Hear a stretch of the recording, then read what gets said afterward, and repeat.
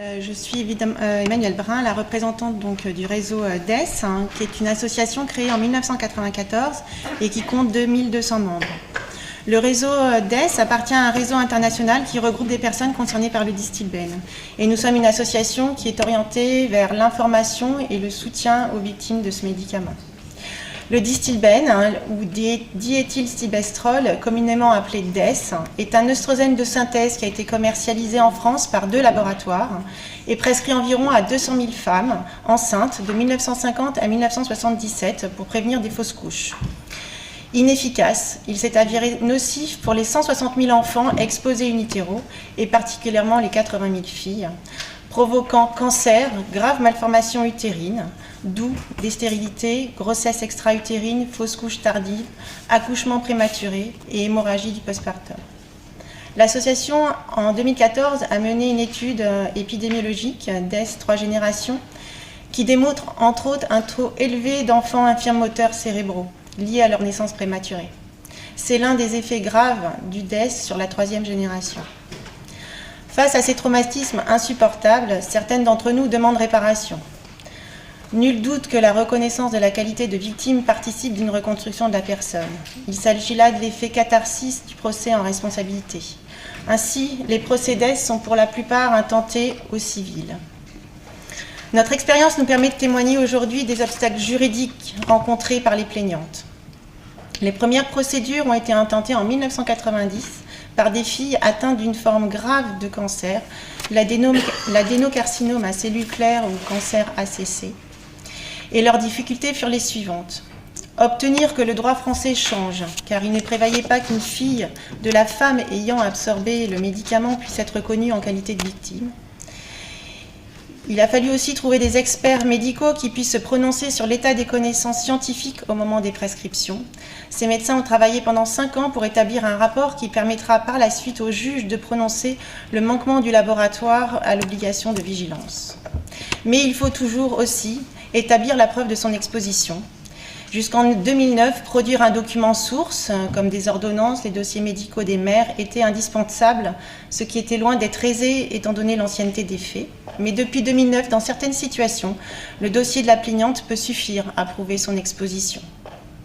Il faut toujours aussi démontrer le lien de causalité entre l'exposition et la survenue des préjudices, d'où l'importance de l'expertise médicale. Expertise si souvent douloureuse pour les victimes par manque d'informations, d'explications et du fait de l'attitude très culpabilisante des laboratoires.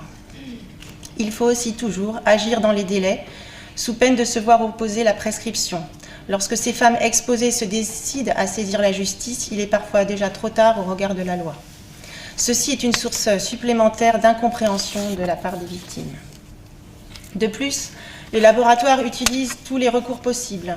La longueur des procédures épuise physiquement, psychologiquement et financièrement les victimes. Je vous livre ces quelques lignes d'une fille DES qui relate son parcours. Nous avons saisi le tribunal civil en 2000. J'ai gagné mon procès le 31 octobre 2008. Le laboratoire a été condamné à me verser 26 000 €, mais il a fait appel et a gagné. Je n'ai pas pu lire le compte-rendu du juge tellement j'étais choquée. Médicalement, tout est prouvé. Le pire, c'est que pour me pourvoir en cassation, il faut que je rembourse cette somme. Je rembourse 470 € par mois au laboratoire, je gagne 1 600 € par mois. C'est très lourd. J'ai déjà perdu pas loin de 15 000 € dans les frais de justice que je ne récupérerai sans doute jamais. On paye tout. Avocat, huissier, rapport médical, avoué. Il faut être riche pour aller en justice, et je ne le suis pas. Je suis épuisée financièrement et moralement. J'ai envie de passer à autre chose dans ma vie. Je me demande si je ne ferais pas mieux d'arrêter. Pour le Mediator, il y a une indemnisation. Pour le Distilbène, il n'y a rien. Alors, combien de victimes du DES qui vont en justice obtiennent-elles de dommages et intérêts? Question difficile, car les procédures, comme je viens de le décrire, sont toutes complexes, individuelles et très longues, des dizaines d'années.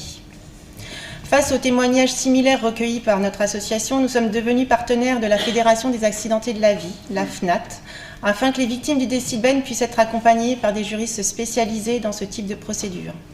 Notre objectif depuis notre création est l'information juste, indépendante, afin que ces femmes puissent faire un choix éclairé, notamment avant d'agir en justice. Pour conclure mon intervention, je dirais que notre association est là pour aider, accompagner la réflexion. Avant d'être une réparation légitime, le procès est un véritable combat. C'est une épreuve judiciaire qui s'ajoute à l'épreuve médicale.